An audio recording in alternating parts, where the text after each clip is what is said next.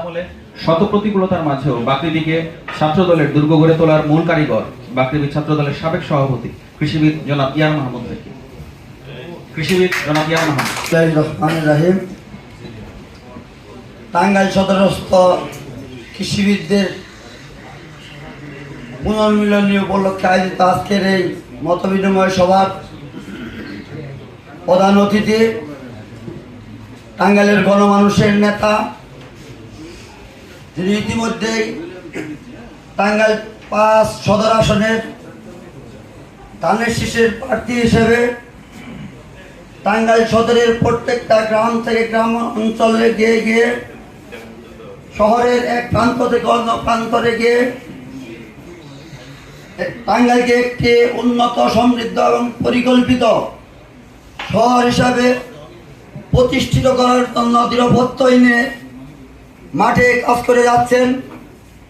যার ধারাবাহিকতায় আজকে টাঙ্গাইল সদরস্থ কৃষিবিদদের নিয়ে উনি মতবিনিময় সভার আয়োজন করেছেন। আমরা কৃষিবিদ হিসাবে গর্ব প্রকাশ করছি এবং ওনার প্রতি কৃতজ্ঞতা প্রকাশ করছি। পাশাপাশি আগামী নির্বাচনের পূর্ব মুহূর্ত পর্যন্ত আমরা যারা কৃষিবিদবৃন্দ আছি, বিশেষ করে কৃষি সম্প্রসারণ অধিদপ্তর, পানি সম্পদ অধিদপ্তর এবং মৎস্য অধিদপ্তরের যে সকল কর্মকর্তাবৃন্দ এই টাঙ্গাইলে রয়েছেন, তাদের সকলের সাথে সমন্বয় করে আমরা যদি যে 12টি ইউনিয়ন রয়েছে, সেই ইউনিয়নের প্রত্যেকটা গ্রামে কমপক্ষে 20 জন পরিবারকে স্বাবলম্বী করার উদ্দেশ্য নিয়ে তরকারির বীজ, মাছের পোনা এবং মুরগির বাচ্চা দিয়ে তাদেরকে স্বাবলম্বী করার জন্য উদ্যোগ নিতে পারি, যে ঘোষণা দিয়েছিলেন আমাদের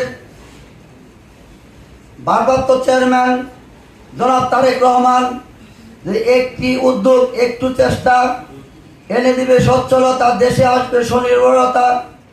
সেরকম ভাবে এই টাঙ্গাইলের প্রত্যেকটা পরিবার স্বাবলম্বী হবে।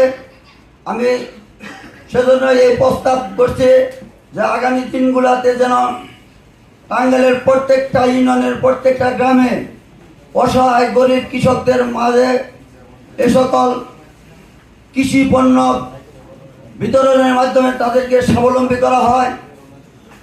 পাশাপাশি আজকের এই কৃষিবিদ নেতৃবৃন্দ সহ সদরস্থ কৃষিবিদের সকল পর্যায়ের কৃষিবিদবৃন্দ এখানে যারা উপস্থিত হয়েছেন, সকলের প্রতি কৃতজ্ঞতা প্রকাশ করে আগামী নির্বাচনে আপনারা